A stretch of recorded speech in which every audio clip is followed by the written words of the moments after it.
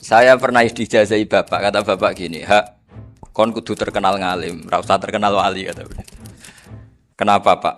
Wong nak terkenal alim itu bisa baca wahab muhadzab itu sing hasud sinau itu ya bagus karena ada kompetisi. Yang mengidolakan terus belajar halal haram itu juga bagus.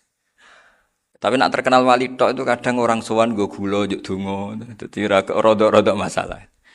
Makanya saya pernah matur sama Lik Hindun, Mbah itu Mbah Idris itu. Saya kalau muji Mbah Hamid Pasuruan mesti al-alim dulu.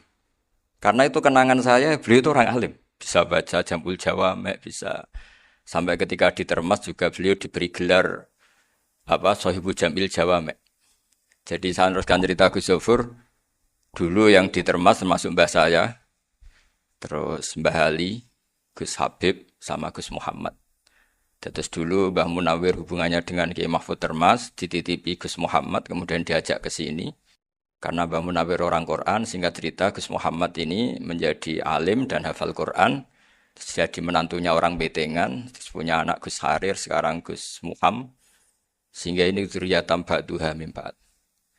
Saya sendiri istri dari Mbah Idrus, mbah saya itu orang Kudus, namanya Sofia binti Maksum bin Soleh bin Asnawi Sepuh. Jadi yang Mbah Soleh ini dulu gurunya Mbah Soleh Darat ketika ngaji di Kudus. Sehingga silsilah ini harus kita jaga supaya kita punya tradisi yang benar. Saya tidak akan bosan-bosan belajar kitabnya Mbah Ali tentang Hujatul Ahli Sunnah. Memang benar-benar belajar, artinya saya nikmati. Di antara yang saya kagumi yaitu ketika orang lain a priori dengan Ibnu Taimiyah, Bali itu ya kadang uji Ibnu Taimiyah. Tapi ya kadang kritik. Yang dikritik tentu pendapat Ibnu Taimiyah yang tidak membolehkan orang ziarah Rasulullah SAW. Tapi yang dipuji adalah Ibnu Taimiyah meyakini bahwa qiraatul Quran itu tanfaul mayyit. Itu dipuji-puji sama Bali. Ibnu Taimiyah dikutip, Ibnul Qayyim dikutip. Saya akan cerita sedikit tentang tradisi hujjah. Dulu lama itu kelihatannya sederhana, tapi kalau berargumentasi itu hebat. Tadi Gus Zofur menyebut kitab Mbah Hasyim itu mengharamkan kentong. Beliau masyhur itu punya kitab namanya Al-Jasus an Tahrimin Nakus. Intinya kentong itu haram. Secara dalil ini meyakinkan sekali karena ketika Rasulullah rembukan sama sahabat, kita dengan apa memaklumatkan orang kalau waktu sholat masuk. Ada sahabat yang usul pakai kentong. Dzakalin Nasoro itu Nasrani. Ya pakai buk itu semacam trompet besar. Dzakalil Yahud. Kemudian ada yang usul kalau gitu api ya Rasulullah dzakalil Majus. Sehingga dari hadis itu Mbah Hasyim berpikir kentong itu haram.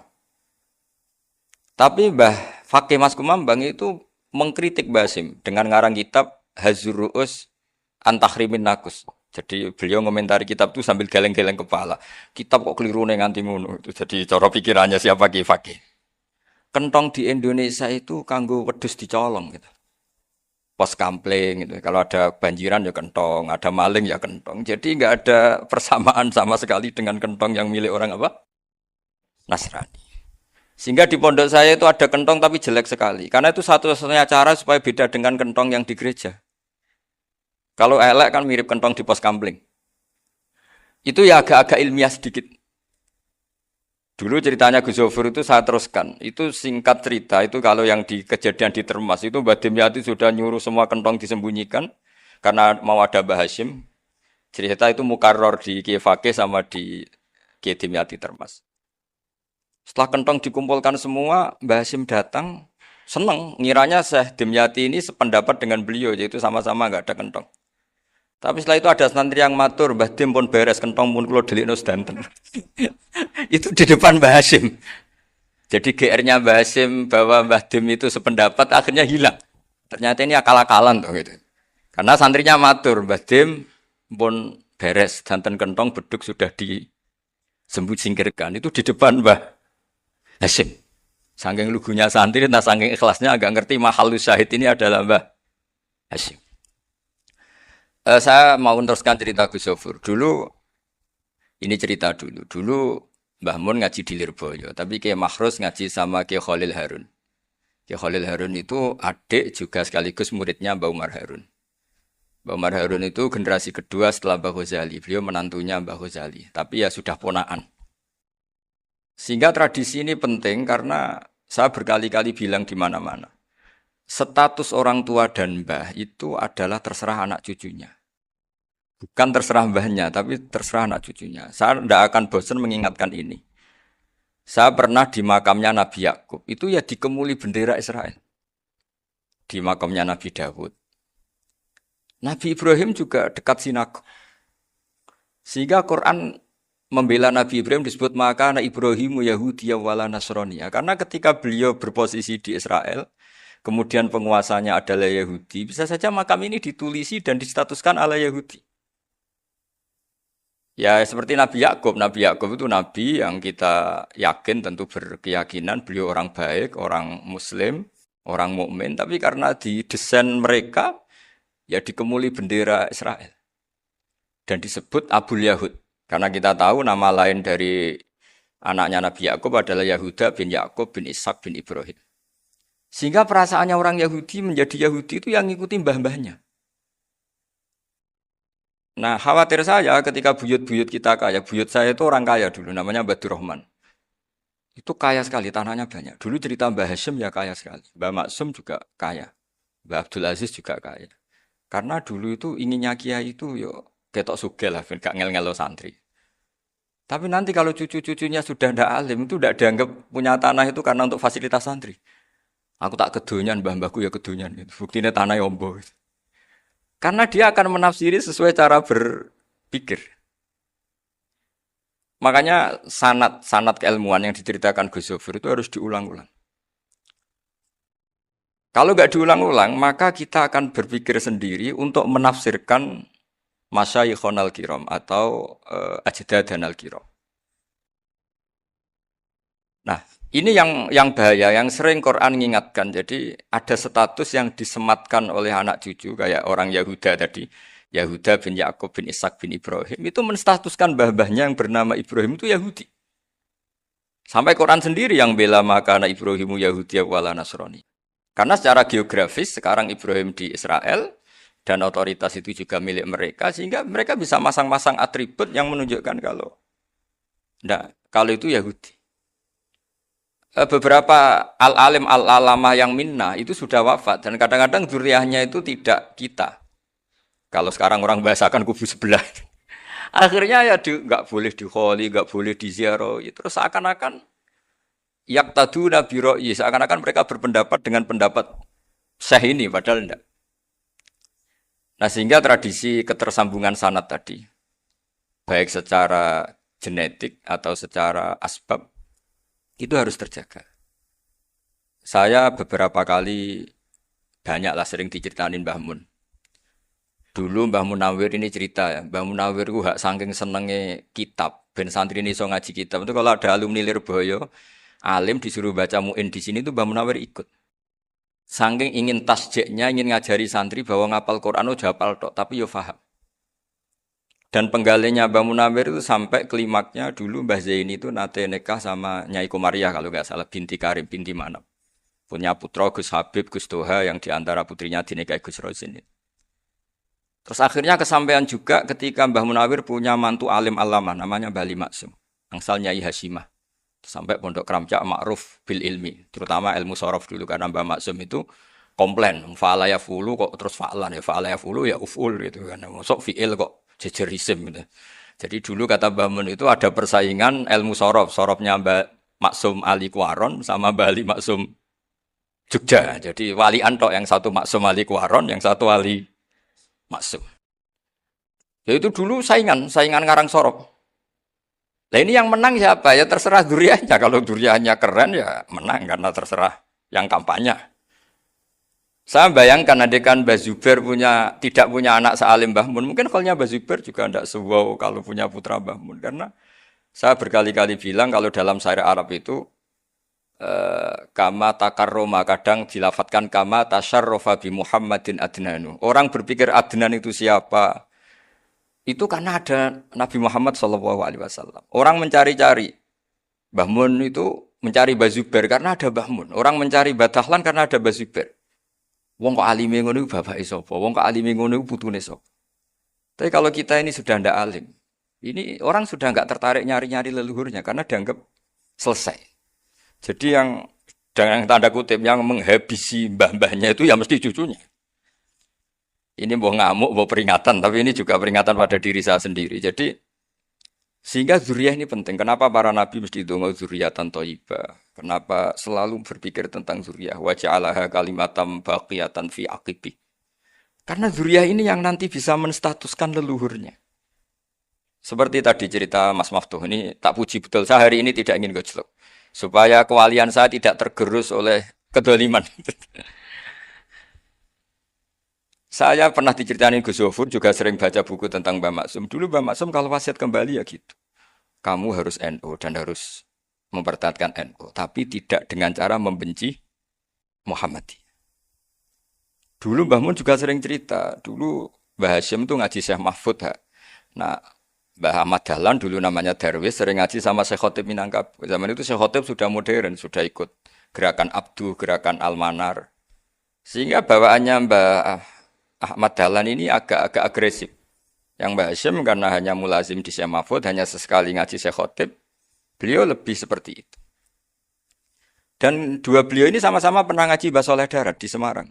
Mbah Hashim sama Mbah Ahmad Dahlan yang dulu namanya Darwis. Jadi ini masih min minuskatin wahidah mimam bain wahid. Sehingga kita tidak kaget ketika Mbah Ali Maksum mengomentari Muhammadiyah itu masih ahli sunnah wal jamaah. Makanya nanti terakhir saya baca kitabnya Mbah Ali dan sering saya pelajari. Andai kan kita ini sepakat dengan ilmu, ya kita tahulah. Kalau Abu Hanifah itu tidak kunut, Imam Syafi'i kunut. Berarti kunut itu madzhabnya Abu Hanifah, bukan madzhabnya Mbah Ahmad Dahlan. Apa tidak kunut itu madzhabnya Abu Hanifah, bukan madzhabnya Mbah Ahmad Dahlan. Kita kunut itu madzhabnya Imam Syafi'i, bukan madzhabnya Mbah Hashim. Ini semuanya masih dalam bingkai ilmu. Adzan qobla subhi juga riwayatnya jelas. Tidak adzan ya sudah perilaku kita sudah jelas. Dulu Mbah Mun sering didik kita gitu. Saya sering dengar cerita kalau dulu Pak Arif Fakhruddin begitu hormat sama Mbah Ali, apalagi zuriyahnya Mbah Azhar Basir. Nah beliau dulu ngaji di Termas. Dulu itu enggak ada masalah karena semuanya dianalisis pakai ilmu. Tapi sekarang pakai identitas yang kunut tuh NU yang enggak kunut Muhammadiyah. Berarti Abu Hanifah itu Muhammadiyah, Imam Syafi'i itu NU. Berarti Imam Syafi'i itu ya anak buahnya Ki Miftahul Ahyar kira-kira gitu kan. Nah, kan anak buahnya Pak Said Akil. Kan terus jadi repot. Dulu kita ini pengagum ilmu, bukan pengagum perbedaan.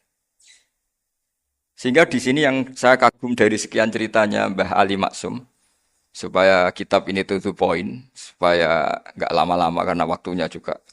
Nanti kalau kemalaman ini kena semprit ini sudah. Ini di antara yang diceritakan Bali itu unik.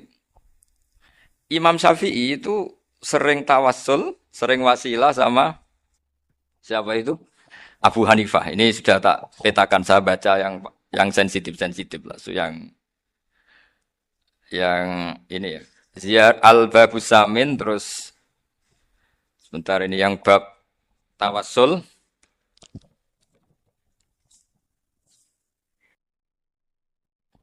Ini di sini halaman 90 mungkin santri-santri kerap ya bisa ngecek lagi di kitab Hujatul Ahli Sunnah. Ketika cerita tawassul di antara yang diceritakan Mbah Ali Maksum adalah perilaku ya, bukan sekedar statement tapi apa? Perilaku. Perilakunya Imam Syafi'i atau ahwalnya kalau bahasa halusnya yang selalu ke makamnya Abu Hanifah untuk tawassul. Padahal Imam Syafi'i itu orang yang secara ilmu sering kritik Abu Hanifah. Jadi ini saya baca ini di halaman 100, jadi tawassul mulai halaman 9 berapa ini? Sampai halaman ini yang Qala sami'tu Syafi'iyya yaqul inni la atabarraku bi Abi Hanifah wa aji'u ila qabri fi kulli yaumin za'iran. Fa idza uridat li hajatun shallaitu rak'atain halaman 100 waji'tu wa sa'altu wa ta'ala al hajat indahu fama tab'udu anni hatta tuqda. Kanal Imam Syafi'i ayyama huwa bi Baghdad yatawassalu bil Imam Abi Hanifah yaji'u ila dorihi fayusallimu alaihi wa yatawassalu ila Allah bihi fi qada'i hajati. Terus wa yatawassalu Imam Ahmad bi Imam Syafi'i. Jadi di antara yang diceritakan Mbah Ali Maksum itu betapa Imam Syafi'i yang terkenal sering mengkritik Abu Hanifah dalam tatanan fikih karena beliau tidak percaya ada istihsan. Abu Hanifah berpendapat adanya istihsan dan kita tahu lah ikhtilafu Syafi'i wa Abu Hanifah itu besar sekali. Tapi beliau itu tahu Abu Hanifah itu orang yang sangat soleh. Abu Hanifah itu kalau ketemu sama orang yang utang beliau itu yang lari bukan yang utang Abu Hanifah. Karena takut orangnya itu izin. Jadi kalau ketemu yang utang di jalan itu yang sembunyi itu Abu Hanifah. Kenapa engkau sembunyi? Ada yang utang saya lewat, nanti orangnya malu. Jadi setingkat Robi'ah Adawiyah itu beliau di rumah ada maling itu sembunyi. Ditanya kenapa engkau sembunyi? Malu, gak ada yang dimaling. Malu sama malingnya karena serumah itu gak ada barang yang layak dicolong itu. Itu Robi'ah dia sembunyi. Itu yang bisa niru itu Abu Hanifah. Jadi wali-wali besar ini ternyata saling menghormati dan saling tawassul. Nah saya berharap tawassul ini bukan sekedar perilaku sosial, tapi memang ada sanatnya. Sehingga terus diceritakan Bali di sini dulu istaqa Umar bil Abbas. Kata siapa tawassul harus dengan Rasulullah SAW? Dulu istaqa Umar bil Abbas. Sayyidina Umar itu tawassul istisqa dengan Sayyid Abbas. Padahal kita tahu Sayyid Abbas ini tidak nabi. Terus beliau cerita sampai Imam Syafi'i tawassul sama Abi Hanifah. Sehingga enggak ada perdebatan itu kan Umar. Kalau Umar kan ada jaminan boleh diikuti karena beliau sahabat. Bali cerita tentang Imam Syafi'i yang tawassul dengan Abu Hanifah. Seargumentatif itu. Maka saran saya kepada alumni Kerapyak, santri-santri Kerapyak, nah saya hanya berani ngomong sama santri Kerapyak, sama mas saya hanya ada berani kalah sepuh. Itu tradisi keilmuan itu harus dijaga dengan hujjah dan dengan tadwin, dengan pembukuan. Saya punya sekian cerita ya, misalnya dulu kita mungkin iskal itu janggal. Kenapa sih orang Islam tukaran sama orang Islam? Sehingga di antara doa Nabi yang enggak dikabulkan Allah, enggak boleh dikabulkan.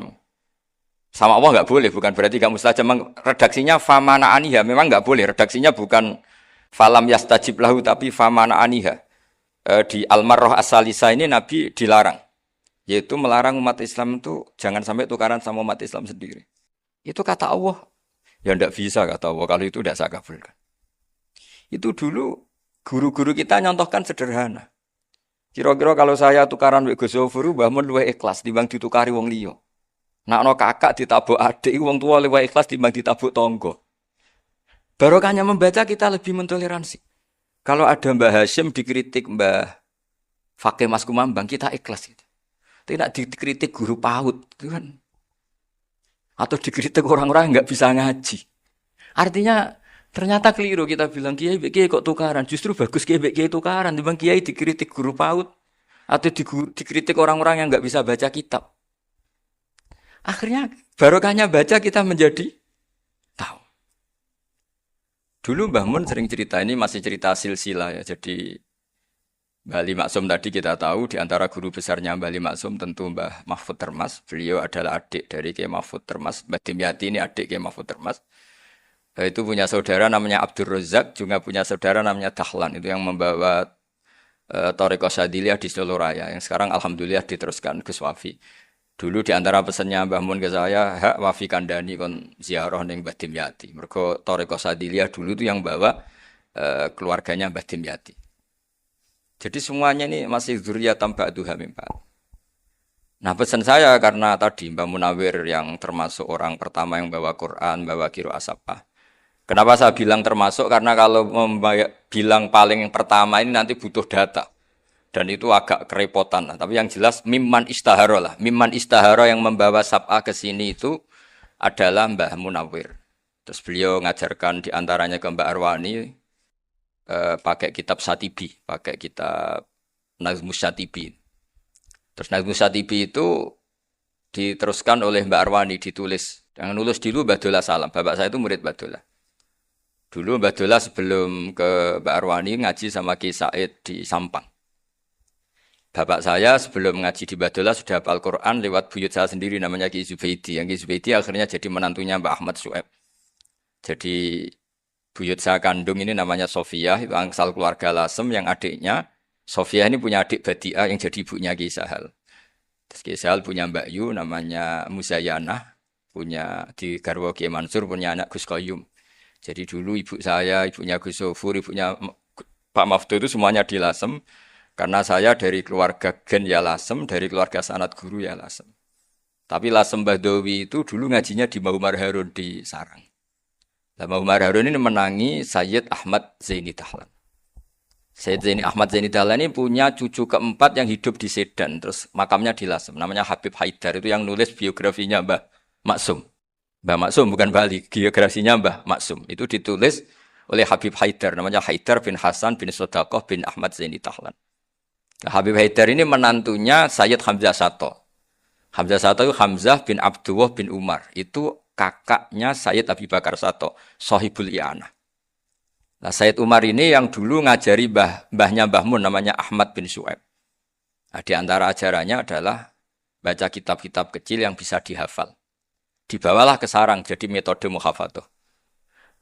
Tapi kemudian lama-lama oleh pondok itu jadi syarat kenaikan kelas. Dulu nggak ada muhafadzah untuk kenaikan kelas ya, supaya orang alim itu harus hafal. Lama-lama dipakai syarat untuk muhafadzah. Jadi semua ini sanad harus kita ingat supaya kita bisa menjaga tradisi. Termasuk tradisi ini kiai seneng jagungan, terus ngomong ra penting. Itu juga sanad. Setahu saya Mbah Mun itu kalau ketemu bapak ya guyon terus. Saya punya kenangan tuh yang dulu agak iskal tuh begini. Ada isu lah, entah isu entah hoax entah apa, ada kaji itu agak beling itu, pokoknya beling lah. Gitu. Seneng siapa itu, rondo lah apa. Pokoknya beling gitu. Ketika Mbah Mun dilaporin tamu kalau kaji itu beling sama rondo itu, Mbah Mun tanyanya lucu. Lu ayu no cung. Wahyu banget, Mbah. Wahyu. Itu bapak juga bakas ayu nih. Dulu saya sekali ini kiai kok bakas wong ayu, bakas bodine barang lah kira-kira gitu.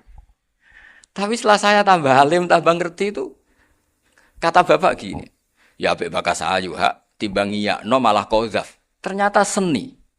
Sekali Mbah Mun atau bapak bilang, waji kok zino kaji, maka larinya ke kozaf. Maka menghindari bahasa menuduh, ngomong yang nggak penting. Loh ayu no. Jadi kiai dulu tuh orang sok suci tapi menghindari hal-hal yang jadi punya seni untuk ngelola kehidupan. Orang bermalam-malam jagungan sama teman asik itu kan perlawanan terhadap nafsu kita, syahwat kita untuk mungkin nikmati dugem di bar atau di tempat-tempat maksiat. Itu setan di Indonesia tuh kakuati sama Ki Jawa. Orang supaya nggak tertarik maksiat itu Ki Jawa cukup ketemu kancane masak terong guyon. Gejol-gejolokan zaman mondok, sewengi lulus sangka maksiat. Bar wis tutup. Perlawanannya sederhana, enggak pakai tahajud, enggak pakai wiridan karena Kiai Jawa juga koyoke rapati potongan ahli ibadah gitu. Jagungan gitu. Jadi setahu saya roh saya itu pernah lihat Bali itu sekali ketika beliau ngisi ceramah di Mbah Hamid Bedowi. Saya masih kecil diajak bapak. Dulu kalau bapak ngelihat Bali sama Mbah Hamid itu mesti nangis. Karena dua orang alim bertemu. Yang akhirnya ya bisanan itu. Mbah Hamid punya anak Gus Nasih, di sini ada Mbah Nafisa, terus jadi Mbak Salih Hindun itu. Jadi dulu tuh ya guyon terus ketika ketemu. Itu yang sering bodoni Mbah Hamid itu ya Ki Bisri. Ki Bisri itu kalau datang ke Ki Hamid Pasuruan, nak wali tenan aku teko ditata nomangan. Jadi ukurannya ya. Ternyata sampai sana di keimangan tenan. Masih belum mengakui, kan nak wali tenan aku kiai rung di mobil, dongakno aku di mobil. Sudah kalah satu seri itu masih gak terima. Lalu itu Mbah Hamid akhirnya berdoa. Ayo monggo. Mungkin-mungkin Ki Bisri gak ada mobil. Itu setelah didoain masih tanya. Mereknya apa merek? Itu Mbah Hamid jawab. Ya paling Holden ini. Paling Holden. Itu nyari mobil itu ya adalah dapatnya Holden. Suatu saat Mbah Bisri ditudang Mbah Hamid gak dikasih bisaro. Karena utangnya sudah banyak Mbah Hamid. Mbah Bisri ini utang tadi, utang doa tadi. Itu ya gak dikasih besar ya gak mau kesang apa-apa kelambimu kayak aku.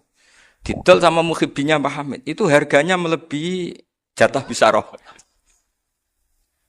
Ketemu Mbah Hamid. Kang, susu Kang, mergo. Jadi dulu itu rileks, makanya ini yang diceritakan ke Zofur. Sebetulnya kalau kiai-kiai itu bersanad itu ya rileks, hidupnya itu rileks. Karena rileks ini perlawanan terhadap kemungkaran. Saya dulu musyawarah sering sama Gus Zofur usul fikih. Itu jelas di antara yang ditulis Lubil Usul itu Ya kita tahu tadi misalnya sanad usul fikih, Mbah Ber itu sangat al-usuli, Kiai Zubair Dahlan, abahnya Mbah Mun. Punya murid diantaranya Kiai Sahal. Kiai Sahal punya karangan Thariqatul Husul, fi syarhi lubil usul. Itu Thariqatul Husul itu beliau ngendikan dalam mukaddimah bahwa saya bisa mensara ini berdasar ngaji, maknani sama Mbah Zubair. Terus beliau mengutip sarah itu dari kitab Nailul Ma'mul. Beliau ngendikan binus khotin khotiyah ghairi matbu'ah. Dan itu ditemukan di Kiai Mansur di Lasem. Karena Kiai Mansur iparnya Mbah Sahal. Mansur bin Khalil itu diantara katibnya Syekh Mahfud. Jadi semuanya ini sambung. Mbah Ber, saking ahli usul fikihnya, kalau ngajar usul fikih itu kalau guyon, takriran saya ini lebih memahamkan ketimbang sarah. Ya sudah, terus Mbah Zubair, Kiai Fakih, terus Syekh Mahfud. Di sini Syekh Mahfud termasuk orang yang dekat Mbah Munawir sampai putrane Mbah Mahfud namanya Gus Muhammad dibawa Mbah Munawir, kemudian mondok di Termas diantaranya, terus dinikah jadi menantunya kalau nggak salah Haji Taslim di Betengan, kemudian sekarang juriannya Mbah Mahfud di Betengan. Ini nggak boleh hilang secara seperti itu. Diantara di usul fikih diterangkan ketika diantara 5 hukum itu ada yang bernama mubah. Mubah itu boleh dilakukan, boleh ditinggalkan, dan kalau dilakukan ya tidak berpahala, tidak disiksa. Itu ada ulama yang protes. Protes nggak bisa seperti itu. Ithma min mubahin ila wa tahaqqaqu bihi tarku haramimma. Fail zamu minas sukun tarkul qatli wa minas sukut tarkul qadaf. Nggak bisa, mubah itu nggak ada. Kalau kiai jagongan semalaman, itu Allah ngitungnya itu hada taroka dugem, wahada taroka delok dangdut, wahada taroka kada wakada. Oh, itu luar biasa. Dan kita ngikuti yang seperti itu saja.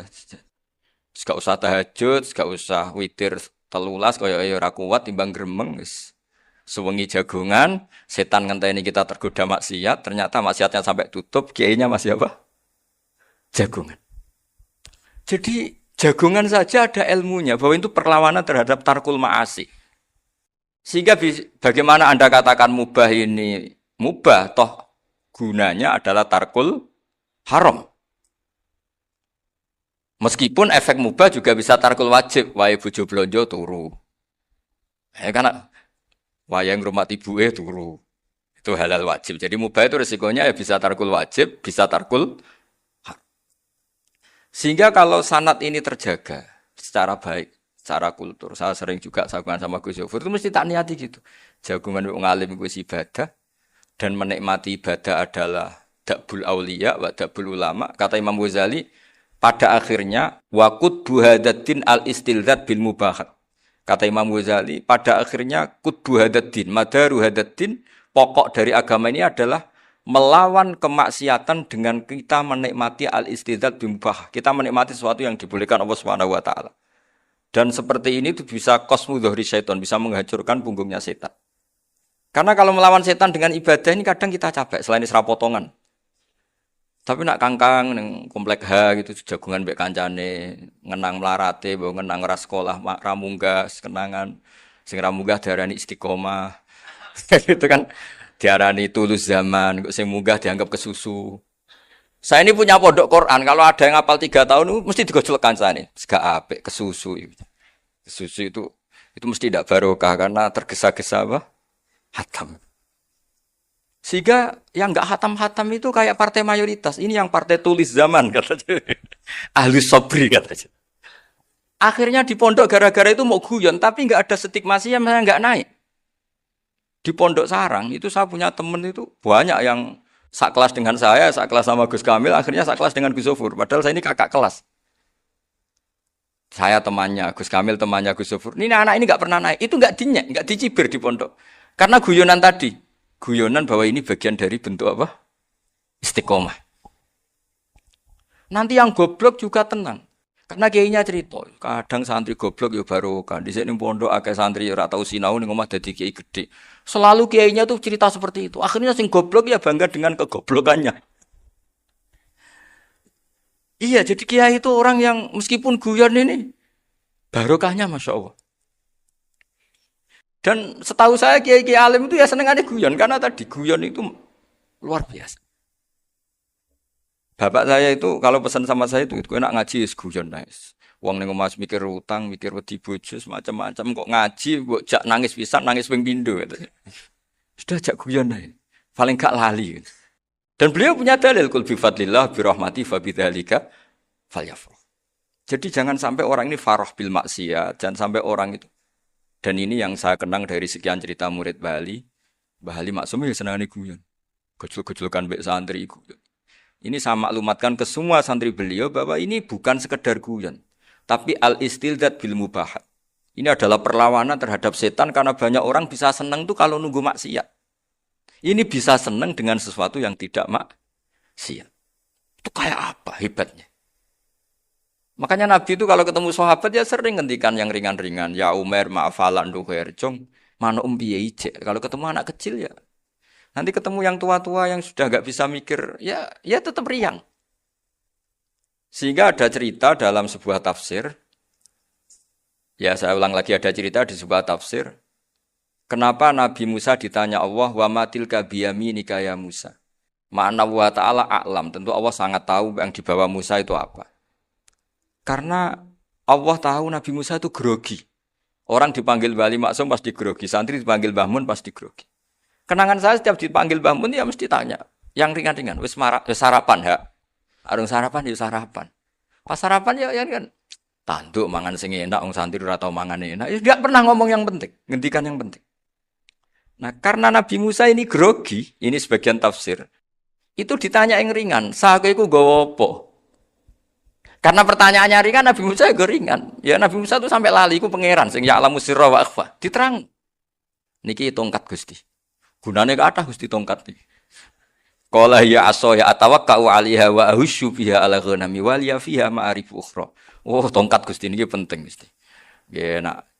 Nggih macam-macam lah Gusti. Atawakkau 'alaiha wa ahusyu biha 'ala ghanami kangge menghalokan. Masih terang terakhir dan yang lain-lain Gusti. Wal ya fiha ma'arif ukhra. Sehingga akhirnya rileks. Karena Nabi Musa terus ngerti. Ternyata ketemu pangeran itu gak seserem yang saya bayangkan. Gitu. Pertanyaannya ringan. Itu ada ilmunya. Tapi cerita ini yang versi tafsir ini tidak yang seperti di Manaqibul Ghazali. Di beberapa kitab tentang Manaqibul Ghazali diceritakan di alam roh Nabi Muhammad SAW itu yubahi bi ummati, saking yubahinya sampai ngendikan ulama ummati ke anbiya'i Bani Israel. Ulama umatku itu pinternya atau statusnya itu mirip-mirip lah. Kaf itu ya mirip-mirip lah, mirip-mirip kayak ulamanya nabinya Bani Israel. Akhirnya Nabi Musa itu tersinggung sekali. Bagaimana mungkin ulama disamakan dengan apa? Nabi. Sehebat-hebatnya ulama itu kan tidak akan yablughu darajatan nubuwah atau yartaqi ila darajatin nubuwah. Itu akhirnya, ya kalau kamu nggak percaya panggil. Yang dipanggil Imam Ghazali. Ya Nabi Muhammad juga nggak mau kalah. Gitu. Kalau manggil ulama RT ya kalah keok. Gitu. Akhirnya Imam Ghazali datang. Ditanya sama Musa, Mas Muka, nama kamu siapa? Ana Muhammad bin Muhammad Al-Ghazali At-Tusi Asy-Syafi'i. Itu disebut panjang. Terus Nabi Musa guyu-guyu. Kamu ulama kok ngomong yang nggak penting. Ditanya namanya kok penjelasannya sepanjang itu. Dianggap itu satu kesalahan. Masa tanyanya nama kok ditanya jawabnya Muhammad bin Muhammad Al-Ghazali At-Tusi Asy-Syafi'i. Kepanjangan itu. Ketika Nabi Musa agak mencibir, agak gimana itu terus jadi Imam Ghazali, kalau ini masalah, lebih masalah jenengan. Apa itu? Yang tanya jenengan tuh Allah ya alamu sirra wa akhfa, dan Allah hanya tanya wa ma tilka biyaminika ya Musa. Harusnya jenengan jawab asoya titik, bukan kepanjangan.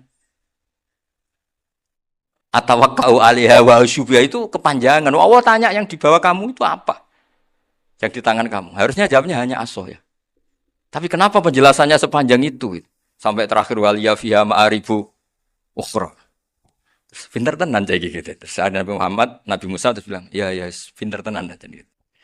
Padahal kita tidak pernah GR seperti itu kan kebetulan Imam Ghazali. Kalau yang lain mungkin ya keok lah kira-kira gitu. Tapi ini cerita dalam khazanah keilmuan. Benar yang dikatakan Gus Zofur. Saya termasuk orang yang pernah mondok Lirboyo Pasanan. Jadi setelah saya disuruh nemani Gus Kamil, tahun berikutnya Gus jenengan disuruh. Pokoknya anakku, mbok sak wulan lah kudu tau mondok Lirboyo. Biar aku tahu ngaji Wakarim. Terus yang disuruh baturi Gus Kamil itu saya. Jadi saya pernah 1 bulan tuh di Lirboyo. Karena saya ini santri beling ya, kontraknya pokoknya penting ziarah Bakarim. Biasanya nggak pernah ngaji ya, pokoknya nggak ngisa. Ziarah ya sudah. Ngaji pas subuh ingat saya sama Gus Imam. Itu dari 17 hari ingat saya ngaji 2 kali. Tapi kalau ziarah ke Bakarim sudah lupa jumlahnya karena memang kontraknya disuruh ziarah. Sampai seperti itu. Dan saking senengnya bangun sama Bakarim sama masih ingat. Ngamplopi salam template itu masih ingat untuk Gus Anwar, untuk Gus Imam, untuk Gus Kafabi, termasuk untuk Gus Maksum. Itu malam-malam saya dijak ngamplopin. Zaman itu saya masih ingat selawewu. Zaman itu kos 1 bulan itu 13.000. Jadi kira-kira kalau 25.000 itu untuk kos 2 bulan. Jadi saya krusnya itu pakai kos. Saya masih ingat Mondok Sarang itu kos 1 bulan 13.000. Berarti kira-kira 500.000 itu di amplopin sendiri sama Bang. Ini untuk Gus War, ini untuk Gus Imam, ini untuk Gus. Padahal Gus Imam ini mondoknya sudah dibangun. Itu bangun hormatnya sampai untuk jatah salam template. Lah yang ribet kebalikannya, kita pulang Gus Imam karena melihat Gus Kamil ini putrane Mbah Mun, Gus Kamil disangoni. Saya juga disangoni karena Gus Imam dulu ngaji juga sama Pak D saya. Sama keluarga saya. Itu kata Gus Kamil setelah keluar, mau agak muni gua abal ya, boten berarti gua aku. Karena ini penting. Ini kalau sampai dianggap tukar guling ribet deh. Jadi ditakwil sendirilah. Mau gak muni gua abal ya? Boten wis, yes berarti halal. Tapi sama Mbah Mun ya ditanya. Ditanyanya bukan apa karena untuk meneruskan tradisi bahwa kalau kiai ketemu itu ya saling memberi hadiah, saling itu sudah fakat tingu bene adena juakum apa? Sotak. Sehingga ketika Krapyak ini punya Bali Maksum alim alama, kemudian melahirkan murid-murid yang juga ibar kayak Mbah Warsun bisa ngarang apa Kamus Al-Munawwir, Pak Bik juga punya karangan Kamus Al-Muasir. Saya itu punya semua. Karena ini adalah buah dari bahwa kita ini tidak kalah sama produk-produk yang di sana. Bahwa produk di kita ini sudah cukup untuk mengantarkan orang menjadi alim alama. Dulu Mbah Zubair ke Mekah ya sudah alim alama. Gus Zufur ke Al-Azhar sudah alim. Semua teman-teman kita ke Mekah itu sudah alim semua. Padahal produk mondoknya ya tadi. Mau digojlok kiai ini, terus mangkel be keamanan biasanya.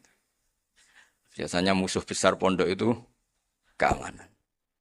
Jadi ya bukan berarti gojlok ibunya Gus Maftuh enggak. Biasanya keamanan tuh musuhnya apa? Banyak. Jadi cerita-cerita saya mohon sekali murid-murid Krapyak jangan hanya ngaji fikih. Kalau hanya ngaji fikih itu posisi Abu Hanifah itu seakan-akan nyuwun sewu orang yang sangat tidak ahli hadis. Karena beliau di situ kelihatan kalah sekali dengan Imam Syafi'i. Apalagi di perdebatannya Muhammad bin Hasan Asy-Syaibani dengan Imam Syafi'i itu kelihatan sekali betapa Abu Hanifah itu orang yang nyuwun sewu ditinggalkan dalam ilmu hadis. Sampai beliau hanya dapat gelar min ulama ahli ra'yi, termasuk ulama yang kuat logikanya. Juga harus baca kitab-kitab seperti ini. Ternyata di balik Imam Syafi'i mukhalif pada beliau di bab-bab fikih, perilakunya sangat hormat. Sampai beliau tuh kalau tawassul ke kuburannya Abu Hanifah. Dan beliau ngendikan an-nasu fil fiqhi iyalun ala Abu Hanifah. Semua orang yang ahli fikih itu masih anak buahnya Abu Hanifah. Saya berkali-kali cerita, mazhab Syafi'i itu alatut tadhir hanya 2, yaitu alma wa turab. Abu Hanifah nambahi wanar. Alasannya Abu Hanifah orang mukmin yang dosanya banyak itu dibakar di neraka dan alasannya Allah litadhirihim untuk mensucikan mereka. Sehingga pikirannya Abu Hanifah an-nar itu min alatit tadhir. Apa yang terjadi ketika bata itu batu bata yang dibakar di situ campur teletong campur apa-apa itu kalau sudah mazhab Abu Hanifah selesai sudah suci karena sudah ngelewatin pembakar. Meskipun kita tidak akan kalau kehilangan air terus wudu dengan api bisa bunyak semua itu. Tapi apapun itu menjadi solusi. Sehingga saya punya kitab namanya Ikhtilafu Malik Ikhtilafu Malik wa Abu Hanifah atau Ikhtilafu Syafi'i ma Abu Hanifah. Itu kelihatan sekali kalau Abu Hanifah itu nyuwun sewu posisinya kalah. Karena yang ngarang orang-orang Syafi'i. Tapi kalau melihat kitab-kitab kewalian, misalnya di kitab Mizan Kubro ini juga sering disebut itu Bali Maksum tentang Imam Sa'roni. Berkali-kali beliau mengutip Mizan Kubro. Itu Abu Hanifah adalah orang yang sangat mukasyafah. Artinya ketika Nabi cerita air wudu itu menjatuhkan dosa, tidak ada air wudu yang jatuh ke kamu kecuali saat itu juga dosa kamu jatuh. Itu beliau datang ke Madharota Kufah. Kemudian Beliau bilang sama si orang tua tadi, tub anizina. Orangnya terus bilang atubu minazina. Ada lagi pemuda datang dibilangin tub an ukuki walideka. Terus bilang tub tu an ukuki walidayya. Sampai yang terakhir ada tub an simai alatilahwi atau an samai alatilahwi. Terus tub tu an samai. Ketika orang itu ditanya, kenapa engkau begitu tahu dosanya apa? Saya tahu air wudhu ini menjatuhkan apa. Jadi kira-kira kalau zina mungkin ya batang babi lah. Kalau hanya sekedar melihat bak-bak mungkin ya curut atau tikus lah kira-kira gitu. Nak dulu dulu ya mungkin ya tikus cilik gitu. Nak dulu suwi ya tikus werok itu atau apalah. Pokoknya beliau itu tahu. Tapi anehnya Abu Hanifah apa? Setelah itu dia nangis minta mukasafahnya ditutup. Ya Allah, saya ini mukasafah kok malah menjadi tahu sawatil mukmin. Padahal aturan syariat jenengan man satara musliman satarahu bahwa enggak baik melihat jeleknya orang mukmin. Minta ditutup. Makanya saya ini bangga ada mukasafah. Makom yang kita sampai sekarang tuh makom setelah Abu Hanifah mukasafah. Jadi Abu Hanifah repot-repot mukasafah minta makomnya ditutup tidak menjadi mukasafah. Dan alhamdulillah kita sudah tidak mukasafah sebelum minta ditutup. Jadi kita ini keren. Keren karena aturannya itu man satara musliman satara huwa, yang tidak tahu aibnya orang muslim maka Allah akan nutupi aibnya di akhirat. Dan kita alhamdulillah barokahnya ndak mukasafah, ndak ngerti aibnya orang mukmin. Jadi kita harus pakai patokan ilmu. Saya ulang lagi, kita harus pakai patokan. Makanya saya tahu betul ketika Kiai Hamid Pasuruan, beliau dulu ngaji Jamul Jame, ngaji Juman. Bali Maksum di sana sama Gus Habib, sama Gus Muhammad bin Mahfud. Termasuk mbah saya kandung dulu Kiai Sidik. Mbah saya yang dari itu juga ngaji di Termas. Bapak saya dulu Kiai Nur Salim ngaji di Buyut Baiti. Dulu itu kawin juga sederhana, kayak cerita Gus Zofur. Jadi bapak saya kandung itu Kiai Nur Salim itu ngaji di Mbah Baiti. Mbah Baiti itu adik kandungnya buyutnya saya dari ibu. Nah Mbah Baiti itu teman akrabnya mbah saya namanya Kiai Nur Sam, Mbah Nur Sam. Singkat cerita terus Nur ke Jorabi arah-arah bekno itu. Setelah bapak saya ke Badullah mau ditawarin jadi mantu, kata bapak saya kula pun dipek mantu Mbah Baiti. Akhirnya dapat ibu saya itu. Karena ibu saya itu cucu Mbah Baiti, cucu lambung. Jadi mbahnya ibu saya itu Mbak Yunya Mbah Baiti. Namanya Mbah Sofia tadi yang dapat Mbak Idris itu. Yang Mbak Idris ini bin Umar. Ya Mbah Umar yang banyak Mbah Hamid, Hamid bin Abdul bin Umar. Kalau bahasa itu Fatimah binti Idris bin Umar. Dulu kecilnya Mbah Idris namanya Abdul Khalik. Kalau kecilnya Mbah Hamid namanya Abdul Mukti. Kalau kecilnya Mbah Maksum namanya Muhammadin kalau nggak salah. Dulu itu orang dulu itu namanya dua-dua karena diganti ketika musim apa? Haji. Jadi ini terjaga. Sehingga tidak ada ceritanya kiai-kiai yang jagongan kemudian santrinya itu yang agak-agak khawarit. Kiai kok sungi-sungi jagongan, gak tahajud, gak duha itu tidak ada. Karena ini dianggap fi'lul mubahat untuk melawan mungkarat. Jadi sehingga di kitab Ihya diterangkan, kamu jangan ngira orang-orang soleh ketika jagungan itu min ahlil bitolah wa takasul. Itu orang-orang yang pemalas itu enggak. Tapi mereka bisa mengasyiki Allah. Bahwa dalam jagungan ketemu teman ya asik, gejul-gejulkan sama Pak Maftuh ya asik. Dan keasikan ini bentuk perlawanan terhadap keasikan harus dengan maksiat. Itu kayak apa kalau kita ngaji sampai seperti itu. Termasuk tadi yang diceritakan Pak Maftuh kitab Hunyah. Semoga beliau cerita juga pernah belajar. Saya pernah belajar kitab Hunyah khatam. Itu diantara yang diceritakan Syabdul Qadir Al-Jilani. Tadi kata beliau Al-Jilani dipakai Jim Al-Jilani. Ini agak beda dengan kita. Mbah Zubair itu punya kitab namanya Al-Qolaid Al-Uluiyah. Beliau menfatwakan nama-nama ajam itu kamu bebas. Ajamiyun fasna bihi masyikta. Sehingga kita kalau punya kiai harus mau kolal ustukhri, sehingga tak mau kolal istukhri. Tirmidzi juga nasibnya sama, kolat rawahut Tirmidziyu, sehingga tak rawahut Turmudziyu. Yang satu rawahut Tarmidziyu. Ya karena kita keluarganya Tarmidzi apa enggak gitu. Makanya kata Mbah Mun sama masih ingat. Kata cerita Gus Zofur tadi, adabnya Gus Zofur itu cerita tentang keluarga ibunya. Padahal keluarga ibunya juga orang-orang soleh yang luar biasa. Itu kata Mbah Mun, kowe roh jenenge Imam Bukhari tahu ya. Jenenge sapa? Saya nyebut Muhammad bin Ismail bin Ibrahim bin Mughirah bin Bardasbah. Lah iya Bardasbah mbok waca Bardisbah yo. Lah cara kene mbok Parmin mbok Parlan. Jadi Bardisbah mbok Bardasbah iku cara kene yo Parmin mbok. Iku rak Mbah Fadl Senori, dadi kabeh diwaca Arab. Jenenge Mbah Umar Harun. Dhisik ya wong sarang, Mbah Harun, Mbah Kirun yo ora ro, wong dhisik ya wong kuno ya. Jadi kalau versi Mbah Fadl, termasuk yang pertama bikin nasab Mbah Maksum itu tulisannya Mbah Fadl yang dikutip Habib Haidar tadi. Ya saya seperti Gus Zofur juga mencari-cari hubungan ulama-ulama di Jawa. Itu Mbah Mun itu kalau bicara ya Mbahku ono sing jenenge Kiai Serut. Kalau ditulisannya Mbah Fadl itu Syaraf. Jadi Mbah Fadl itu fanatik orang-orang alim itu ditulis Arab, kalau Mbah Mun itu Jawa. Dulu tuh ada wali seto di daerah saya. Dulu orang ya janggal, ternyata ada sato itu kesamaan di Arabnya itu. Sato. Sehingga kiai-kiai itu ada fanatik Tirmidzi, Turmudi, Tarmidi, Jilani, Jailani karena ajamiyun fasna bihi masita. Jadi kalau nama-nama ajam semongko lah baca sekenanya sementing. Cuma mungkin tahqiqnya benar Pak Maftu tadi memang di Mu'jamul Buldan itu Al-Jilani Bikasri Jim ya sudah kita baca Al-Jilani. Sebab itu kayak Pondok Pelosok Lirboyo itu menurut saya bagus. Orang itu maknani betul sama gurunya. Kalau sarang enggak. Kalau Pondok Lirboyo, pondok yang tadi ternyata keluarga Mbah Munawir sini pernah bisanan yaitu Mbah Zaini pernah nikah sama Nyai Komariah ya kalau enggak salah, punya putra Gus Habib ya, Pak Toha dan sebagainya. Itu betapa hubungan pondok Quran sama pondok kitab dulu itu enggak pernah terputus. Bapak saya setelah hafal Quran itu dulu ngaji Mbah Zubair.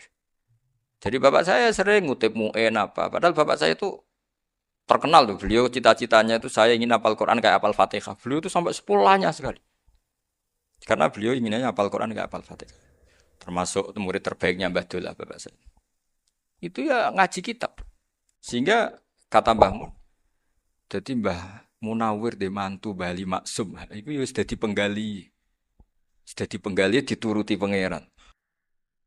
Lahirlah seorang Bali Maksum yang membawa. Tadi dulu itu ya Gus Muhammad yang ngaji di Termas, nanti Mbak Arwani sebelum ngaji di sini ngaji di Tebu Ireng. Sehingga Mbak Arwani bisa ngarang kitab. Beliau ngarang kitab tentang Sab'ah. Faidul Barokat namanya. Ya nulisnya ya fasih ya. Saya punya tulisan tangannya Mbak Arwani itu banyak. Saya juga punya tulisan tangannya Mbak Hasyim Asy'ari ketika nyurati buyut saya yang di Damaran itu pakai bahasa Arab. Jadi dulu itu Mbah Ali Maksum juga sama. Surat-suratannya dulu sama tokoh-tokoh Muhammadiyah ya bahasa Arab. Nah ini harus kita dengar dari abna dari bahwa Mbah Maksum kemarin yang diceritakan Gus Zofur di Khol Mbah Maksum, kowe kudu belo NU, kudu tetap NU, tapi bukan dengan cara membenci Muhammadiyah. Tadi Pak Maftuh menguatkan sanad itu dari Pak Atabik bahwa Muhammadiyah termasuk ahli sunnah wal jamaah. Karena sama-sama tidak sabus sahabat, sama-sama ikromus sahabat dan sama-sama bermadhab. Nah soal akhirnya ada beberapa yang rapati seneng ngaji ini yang agak ribet. Tapi kamu tidak usah ngeritik Muhammadiyah agak seneng ngaji, kayaknya juga sama kita nggak seneng ngaji juga banyak itu. Jadi kalau ngeritiknya masalah itu kan kita ya agak-agak sama. Ya jadi ternyata di sini terus ini yang terakhir supaya nggak lama-lama. Bali juga punya sisi keras. Keras sekali jadi dalam hal-hal yang khas. Ini di halaman 87. Itu keras sekali. Beliau ngendikan wahal bi jununun hatta usdira amri lil mu'minin alla yazuru rasulahum. Jadi ketika saya tadi sudah bilang bahwa beliau sering muji Ibnu Taimiyah dalam banyak hal. Tapi dalam banyak hal juga beliau mengkritik Ibnu Taimiyah ketika menafsirkan la tusaddur rihal illa ila salasati masajid. Kemudian Ibnu Taimiyah tidak mentasrekkan, tidak mensunatkan ziarah kubur Rasulullah sallallahu alaihi wasallam. Beliau mengkritik. Dan cara mengkritik adalah ngendikan ulaikal ladzina yuriduna ayyahulu bainahu sallallahu alaihi wasallam wa baina ummatihi fi nakhiyatin. Itu adalah orang-orang yang ingin membuat batas antara nabi dan umatnya. Saya termasuk terinspirasi makalah Bali ini adalah bagaimana Anda mengkafirkan orang Islam berdasar qala Rasulullah sallallahu alaihi wasallam. Wan nabiyyu asyaddun nasi syafaqatan li ummati. Wan nabiyyu akhrasun nas, orang yang paling serius supaya umatnya ini selamat. Kemudian Anda dengan hadisnya Nabi mentafrik bainahu wa baina ummati berdasar dawuh Kanjeng Nabi. Itu cek mentalani. Makanya saya itu enggak pernah keras di bab ini. Misalnya nyuruh saya ada santri sarang yang nakal. Itu saya tidak berani komentar. Karena saya tahu Mbah Mun itu sangat mencintai santrinya. Meskipun yang nakal. Saya melihat sendiri bukan jari ada santri yang cara pelaturan pondok itu diboyong karena nakal. Itu Mbah Mun ngendikan begini. Ya cung yo ke diboyong itu cara aturan pondok. Nah aturannya pangeran ngger kowe tobat dadi wong apik ya dadi wong saleh. Ya kowe kudu tetep sering rene, tetep santri kudu donya akhirat. Soal pondok ya ben ana aturan, ben menjen kowe nakal nemen ya diboyong, tapi kowe tetep wong apik. Jadi karena kita tidak mungkin mentafrik bainahu wa baina talamidhi. Kita tidak mungkin mentafrik baina nabi wa baina ummati karena nabi adalah apa? Asyadun nasi syafaqatan li ummati. Sampai saking sayangnya nabi itu ngendikan syafaati li ahlil kabair min ummati. Lho koyo apa baiknya nabi? Ora melok nakal, ora melok maksiat, tapi melok nanggung swargane. Iku waktu gali sampean wis kowe utang gak apa-apa, bangkrut gak apa-apa sing nyaur bapak. Gua sampean ngono top tenan. Anaknya yang ngawur tenan maksudnya itu, tapi stop. Lah nabi ku umate sing dosa iku umate, nabi sing nyuwun sewu, cara Jawane sing kangelan nyafaati. Karena nabi gak boleh dipisahkan dengan umatnya. Makanya kata Bali Maksum, ulaikal ladzina yuriduna ayyahulu bainan nabi wa baina ummati. Itu mereka adalah orang yang ingin memisahkan nabi dengan umatnya. Masa kita ngafirkan umatnya nabi berdasar dawuh nabi? Itu kan sama, saya benci santri Anwar berdasar dawuh Mbah Mun, padahal orang tahu semua begitu sayangnya Mbah Mun terhadap santrinya. Sama juga kamu benci santrinya Bali Maksum berdasar dawuh Bali, padahal beliau sangat mencintai santri. Nah, kultur-kultur seperti ini tidak boleh hilang. Kita punya sanad, punya guru, punya keluarga yang sama. Jadi mbah-mbah saya itu orang Tuban, dekat sama posisi Ibrahim Asmorokonti tadi yang diceritakan. Jadi di kampung saya, kampungnya bapak saya itu ada makomnya Siti Syariah, itu mbak kandungnya Sunan Bonang. Dan bapak dulu sering ngajarin ziarah saya ke Mbak Asyari. Mbak Asyari itu bin Jumadil Kubro, berarti Mbak Asyari itu saudaranya Mbak Ibrahim Asmorokonti, gurunya Sunan Bonang. Jadi Sunan Bonang ke Tuban tuh karena disuruh ngaji sama Mbak Asyari, Mudin Asyari itu yang di Bejagung. Jadi ini semua sanatnya itu jelas, aturannya jelas. Kan Sunan Bonang bin Ampel bin Ibrahim Asmorokonti bin Jumadil Kubro lah, yang Mbak Asyari ini adiknya Ibrahim Asmorokonti, makamnya di Bejagung di Tuban. Dulu Sunan Bonang sebelum ngaji kemana-mana ngaji di Bejagung itu di Mbak Asyari itu. Terus kemudian Sunan Bonang hidup di Lasem, di Pasujudan di Lasem. Makanya Lasem banyak orang alim karena ya dulu Sunan Bonang itu di antara aktivitasnya itu di Pasujudan di Lasem itu. Wafatnya kila di Bonang, kemudian mau dibawa orang Madura ke Madura, terus diambil Mbak Asyari. Pernah mbahnya karena Muammar Mbak Asyari terus dimakamkan di Bonang. Jadi cara berpikir Mbah Ali ini menginspirasi saya, kita tidak boleh mengkafirkan umatnya Nabi berdasar dawuh Nabi. Karena apa? Itu yang tidak diinginkan Nabi. Nabi itu inginnya yang di luar itu masuk, bukan yang sudah di dalam dikeluarkan. Itu kata beliau, ulaikal ladzina yuriduna ayyahulu bainan nabi wa baina ummati. Orang-orang yang tidak mentasrek ziarah pada Nabi adalah orang-orang yang ingin memisahkan Nabi dengan. Dan begitu kias berikutnya, orang-orang yang sidik-sidik muni ini kafir, ini sudah enggak benar, ini la yurja khairuhu, itu orang-orang yang memisahkan. Dan lucunya berdasar dawuh Nabi. Makanya semua kalau sampai ngaji Mizan Kubro, ini kitab yang sering dikutip Bali Maksum, ketika Nabi ngintikan laisa minna man ghasyana, laisa minna man latamal hudud wa syaqqal juyub bada'a bid'awal jahiliyah. Laisa minna min tilkal khoslah. Semua ulama mentafsiri laisa minna fi tilkal khoslah, bahwa dalam hal itu Islam tidak bertanggung jawab. Masa menipu berdasar dibolehkan Islam kan tidak mungkin. Semua perilaku yang salah disebut Nabi laisa minna fi tilkal khoslah, bukan laisa minna fayakunu huwa kafirun. Tidak ada satu ulama yang mengatakan laisa minna berarti orang ini kalau menipu sudah kafir. Ketika dosa ya sak dunya kafir kabeh. Siapa enggak pernah menipu? Sekedar pernah. Siapa enggak sering menipu bahkan? Hobi kadang ya rezekinya dari nipu. Lah itu kalau betul maknanya laisa minna terus kafir, semua orang di dunia kafir. Karena siapa sih yang selain Nabi yang enggak, selain Nabi kan enggak mungkin apa? Maksum. Belum lagi menurut teori usul fikih ada nipu yang wajib. Ya kan misalnya kita orang baik ketemu orang dolim yang memburu perempuan mau diperkosa terus bersembunyi yang kita tahu. Kita wajib nipu apa wajib jujur? Ketika orang dolim tanya, perempuan tadi kemana? Wajib nipu apa wajib jujur? Wajib nipu, karena kalau kita jujur berarti memberi peluang orang dolim menemukan buruannya. Jadi betapa alimnya Dan ketika kitab Mizan Sa'roni dipakai Bali, dipakai Mbah Mun, saya pernah ngaji Mbah Mun, terus kita tahu maknanya laisa minna fi tilkal khoslah. Sehingga kita tidak mengatakan laisa minna dengan terjemahan letterlek tidak termasuk umatku. Kita tidak akan menambahi fakta frek fayakunu kafiran, tidak akan selamanya. Karena maknanya laisa minna fi tilkal khoslah. Kenapa kita selalu begitu? Karena enggak mungkin kita memisahkan umatnya Nabi dengan Kanjeng Nabi berdasar dawuh Kanjeng Nabi. Karena Nabi adalah berstatus bil mukminina raufur rahim. Ya terus ini mohon maaf sekali ini yang saya bisa, tapi saya mohon kajian kitab Ahli Sunnah saat tadi sudah matur Gus Afif, Gus Picon ini, supaya kitab ini ditakriri lah supaya apa ya lebih apa ya, dan yang nanti harus santrinya, jangan bebankan saya. Ini santri yang pernah mulai sama-sama. Biasanya kalau orang NU pesantren terus orang usul jenengan mawon. Senenge lempar-lemparan. Itu kata bapak saya, tawadhu keliru aja. Tawadhu itu asline wong ra tanggung jawab. Ben ketok Islami bebo tawadhu aja. Jadi tawadhu itu orang yang sebetulnya enggak punya tanggung, ben kesane Islami pura-pura tawadhu. Tapi saya mohon lah, ini kitab ini bagus sekali. Di antara yang saya senang adalah beliau cerita kalau Imam Syafi'i sering tawasul sama Abi Hanifah. Padahal kalau kita ngaji di kitab-kitab fikih, Abu Hanifah itu kayak tersangka lah. Di bab ilmu apa? Hadis. Sampai biasa kan di kitab Minhajut Thalibin, walaysa li Abi Hanifah hadisun sahihun. Jadi habis cerita madzhab Malik, madzhab Syafi'i itu walaysa li Abi Hanifah madzhabun apa hadisun. Wah, kasihan ini. Tapi kalau kamu ngaji Mizan Kubro, Abu Hanifah ini dapat posisi karena mesti Mizan Kubro ngendikan farajal amru ila martabatayil mizan. Kemudian dua madzhab ini sama-sama benar, tinggal kamu milih yang musyaddid apa yang mukhaffif.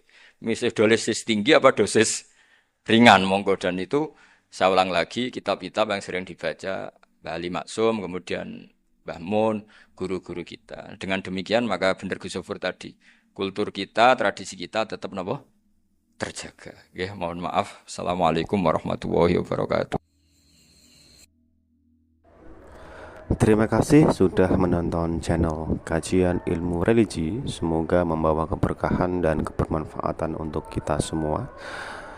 Jangan lupa like, share, dan subscribe channel Kajian Ilmu Religi. Tayang setiap hari jam 12 siang dan jam 9 malam.